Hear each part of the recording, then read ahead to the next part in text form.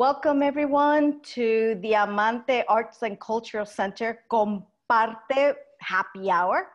Today is a fun day. We're going to be talking about Latin music and mainly, you know, the danceable stuff. My guest today is a young, because he's younger than me. I'll take that.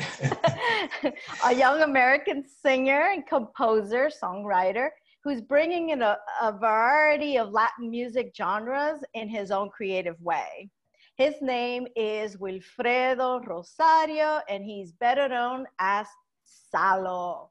Bienvenido. Thank you for having me. Excited to be here. Good. So tell me, first of all, let's start with, how do you go from Wilfredo to Salo? A short story. My middle name is Solomon, believe it or not.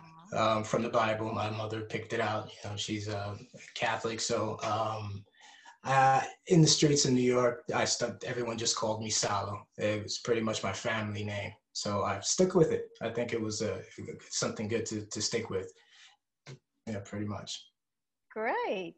So tell us a little bit about you. I know you said New York, so give us a little bit of your background and history. Yeah, so I was born in Mount Vernon, New York, Westchester County, and my parents are Dominican. I was born and raised there until the age of 17. From there, I went to finish high school in Florida, in West Palm Beach, Florida, and got married, had 2 kids, and moved up to North Carolina. And this is where we reside right now. We're happy to be here. Awesome. So welcome. And, you know, Thank I've been here for almost 30 years. Okay. I'm moving out. We're going on 11 now. So. Oh, great. Yes. Great. So what is this affinity to the Latin genres, the reggaetons, the bachatas, the Latin trap, all those sounds? What is the affinity to that music? You know, it started, in New York when bachata originally started coming out from the Dominican Republic to New York. It wasn't so famous, but it was heard. And I started enjoying bachata, around the neighborhoods, and just it stuck with me. And when I moved to Florida, I actually started my own bachata band. During the time, believe it or not, the same time during Aventura, when they started doing theirs. And I wrote some songs. I started recording my own songs with, what we had back then, just a digital recorder, the old school way. And it was a little tough to try to get out and known, not as easy as it is nowadays. But during my time in Florida, everything was just the same genre. It was bachata, it was merengue, it was salsa, reggaeton was coming up. And now we have trap coming through. So, I started enjoying, I grew up behind this. I love dancing, it's something within our family, around the culture itself. And so I started recording each and every one of those, my own bachata, my own merengue. But life took a different course, things started getting tougher. I put it to the side. And once I moved to North Carolina, honestly, I asked my wife, out of everything that I do, aside from my career, what do you think I do best? And she did tell me that she thinks that music was one of the best things that I've done.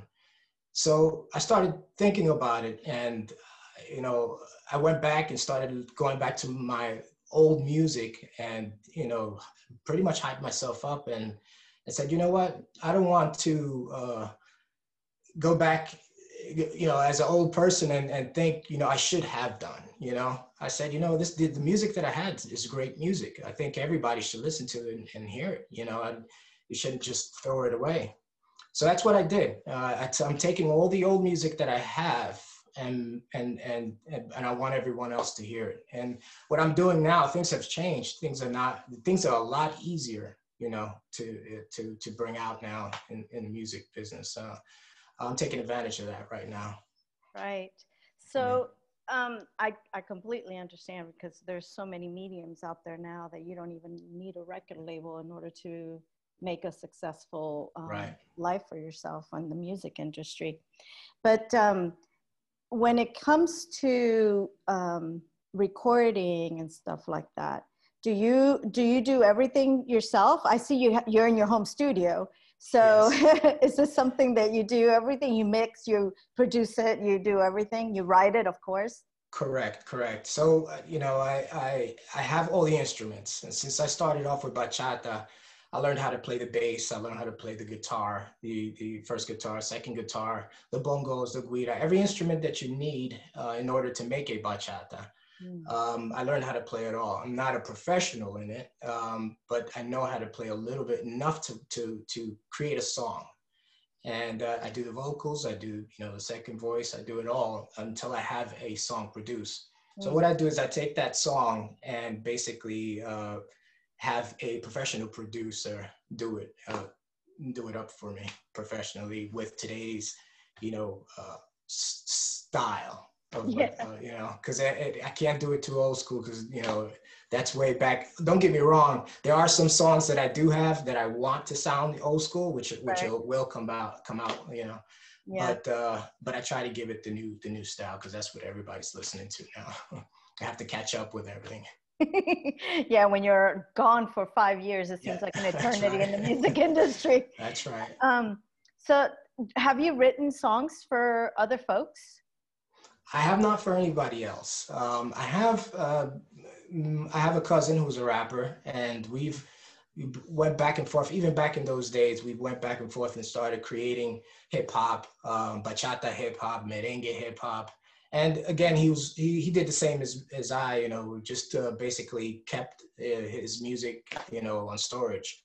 And we're going back now, and we're bringing our stuff together. We're working together, and we hope to, that everyone, enjoys our music. So do you mainly write in Spanish and perform in Spanish, or do you have some songs that are in English? Spanglish. I try to do it both in English and in Spanish. So as one of the latest songs that I have, Si Supiera, is in Spanish. The bachata itself is in Spanish, but you can hear that I do speak in English. But the next songs, for example, is going to be a bachata trap, and that's going to be me rapping in English and in Spanish. So I throw a little bit of both inside. Oh, wow. Well, very talented young man. Thank you. Thank you. So, why now? Why is it important for you to feel like, I mean, I understand you don't want to get too old, but what said to you now, and what made you produce this song that we're going to premiere tonight, for all you guys, his new single? And we'll talk a little bit about the single in a second, but why do you think it's so important right now? To be honest, right now, the decision is because there is no excuse. Everything's in front of you. Everything's right in your house. All you need is a computer, basically your phone and your computer. There's no excuse. There's no trying to spend so much money and put it on a CD and giving CD out to going out in the streets and giving your CD out. That's not the way things work now. It's all just uploading and downloading. So there is no excuse. You have everything right in front of you. It's just a matter of, dedication, trying to find the right people, doing things right, staying positive, and working hard. And that's what I'm doing now. I'm taking everything that I had back in those days that were tough. It was harder back in those days, and bringing it out now because like you said, it's never too late. I'm 40, and again, I want everyone to listen to the awesome music that I'm about to produce. Well, music, it doesn't matter how old you are. If it's good That's music, right. That's right. good music. But I'm glad to hear the way you speak about getting back into the business. I mean, sometimes kids think that if they're not right out of college making it, that sometimes it will never happen, or you can't go back, or and it's very inspiring to see that you're not giving up on that dream. That's right. That's right. And I'm doing it more also for the young people because I have two girls of my own, and we'll see how far this goes. And And you know, if I don't inspire other people, I inspire my children to show them that I can do it. And I can be able to get this far, and for sure they can get farther. Yeah. You know? Well, tell us a little bit about this new single that we're going to hear in a little bit. Sure. So, Si Yo Supiera was one of the songs that was an older song. It's about 14 years old, believe it or not, and it's a song that's about a couple who the female betrayed his partner, or her, the partner, and basically she went her way and realized that she couldn't find someone like him, the way he treated her. And she tried to come back to him, and he didn't want anything else to do with her, because if you do it once, he feels that, you know, she's gonna cheat again, and he feels that he can find better, and he went on with his own life and doesn't want to take her back. Is this out of a not a true story? I have been asked that many times, but it's not a true story. It's you know, when I write music, I think of what relates to a lot of people. And believe it or not, you know, I have, especially nowadays, there's a lot of breakups because of what's going on mentally with COVID, with jobs and all that stuff. And these things that happen in real life. It relates to a lot of people, unfortunately. And you know, that's pretty much how I write. I write things that happen in reality, because that's what catches attention, you know. Sure. And but my focus, to be honest with you, is more positive, more fun, more happy. So this one I wanted to start off because it was the one that it was a song that I felt was a good a good song to start with.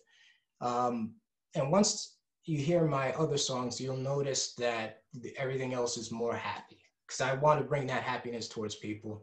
You know, with all the situations that's going on, everything that's happening, I'd rather give everybody else, you know, something happy to listen to, you know.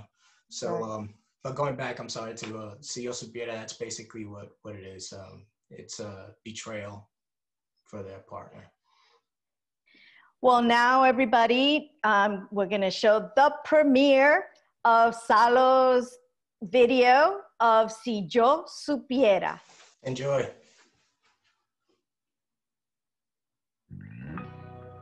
It's a shame you betrayed me. I gave you my all. With love, Salo. Eras mi amor, antes de todo lo que sucedió. Robaste todo de mi corazón, y hasta ganas de morir ya tenía yo. Y ahora vienes a pedir perdón, pero no, ya es muy tarde, tú no existes, te he borrado para siempre. Si yo supiera perdonar, me olvidaré de todo lo demás. Yo volviera a cumplir tus deseos, te diera amor y felicidad. En mis ojos tú eras la princesa, te di todo mi amor y todo lo demás. Te regalaba la luna llena y te bajaba todas las estrellas. Ay, ay, ay. It takes a strong person to say sorry, and even stronger person to forgive.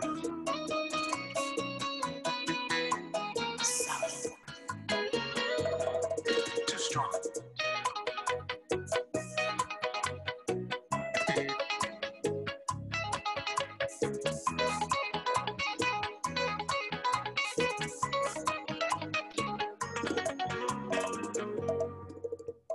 Yo que tanto quería amarte, qué pena que me traicionaste.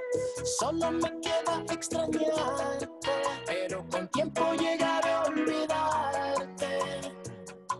Y ahora vienes a pedir perdón, pero no, ya es muy tarde, tú no existes, te he borrado para siempre.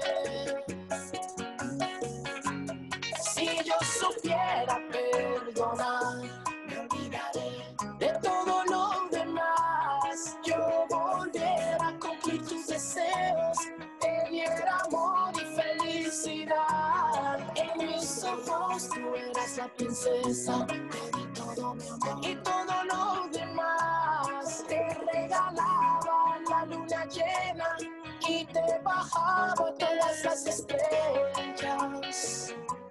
Si yo supiera perdonar, me olvidaré de todo lo demás. Yo volviera a cumplir tus deseos, te diera amor y felicidad. En mis ojos tú eras la princesa, te di todo mi amor y todo lo demás. Te regalaba la luna llena y te bajaba todas las estrellas.